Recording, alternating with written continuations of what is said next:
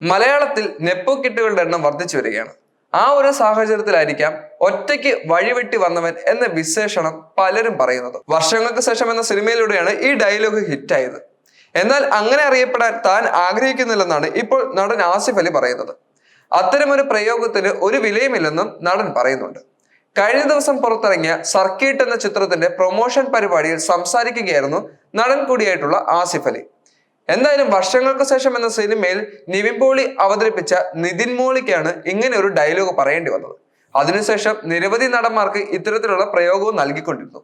സദസ്സിൽ നിന്നുള്ള ചോദ്യത്തിന് മറുപടിയായാണ് താരം തന്റെ കാഴ്ചപ്പാട് വ്യക്തമാക്കിയിരിക്കുന്നത്. ഓരോരുത്തരും ഇന്നെത്തി നിൽക്കുന്ന നിലയിലെത്താൻ കാരണം ചുറ്റുമുള്ളവരും പിന്തുണച്ചവരുമാണെന്നും ആസിഫ് അലി അഭിപ്രായപ്പെടുന്നുണ്ട്. ഒറ്റയ്ക്ക് വഴിവെട്ടി വന്നവൻ എന്ന പ്രയോഗത്തിന് ഒരു വിലയും തന്നെയില്ല. നമ്മളെല്ലാവരും ഇന്ന് എത്തി നിൽക്കുന്ന സ്റ്റേജിൽ എത്താൻ കാരണം നമ്മുടെ ചുറ്റുമുള്ളവരും സ്നേഹിച്ചവരും പിന്തുണച്ചവരും നമ്മളെ സഹായിച്ചവരുമാണെന്നും ആസിഫ് അലി എടുത്തു പറയുന്നു.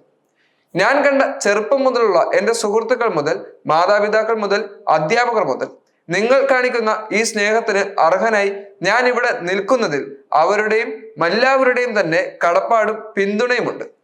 അതുകൊണ്ട് തന്നെ ഒറ്റയ്ക്ക് വഴിവെട്ടി വന്നവൻ എന്ന ലേബലിൽ അറിയപ്പെടാൻ ഞാൻ തീരെ ആഗ്രഹിക്കുന്നില്ല, ആസിഫ് അലി കൂട്ടിച്ചേർക്കുന്നു. വ്യാഴാഴ്ച പുറത്തിറങ്ങിയ ആസിഫ് അലി ചിത്രം സർക്കിട്ട് മികച്ച പ്രേക്ഷക പ്രതികരണമാണ് നേടിക്കൊണ്ടിരിക്കുന്നത്. 1001 നുണകൾക്ക് ശേഷം തമാർ സംവിധാനം ചെയ്യുന്ന ചിത്രം കൂടിയാണ് സർക്കിട്ട്. ഫീൽ ഗുഡ് ഇമോഷണൽ ഡ്രാമയാണ് സർക്കിട്ട് എന്നാണ് പ്രേക്ഷകർ ഇപ്പോൾ അഭിപ്രായപ്പെട്ടുകൊണ്ടിരിക്കുന്നത്. മികച്ച അഭിപ്രായത്തോടെ പ്രേക്ഷകർ ഏറ്റെടുത്ത പൊന്മാൻ എന്ന ചിത്രത്തിനു ശേഷം Ajith Vinayaka films with action ഫിലിംസിന്റെ ബാനറിൽ വിനായക, അജിത്, ഫ്ലോറിൻ ഡൊമിനിക് എന്നിവരാണ് ചിത്രം നിർമ്മിച്ചിരിക്കുന്നത്. ആസിഫിനൊപ്പം തന്നെ ബാലതാരം കൂടിയായ ഒർഹാൻ ചിത്രത്തിൽ മികച്ച ഒരു കഥാപാത്രത്തെ അവതരിപ്പിക്കുകയും ചെയ്യുന്നുണ്ട്.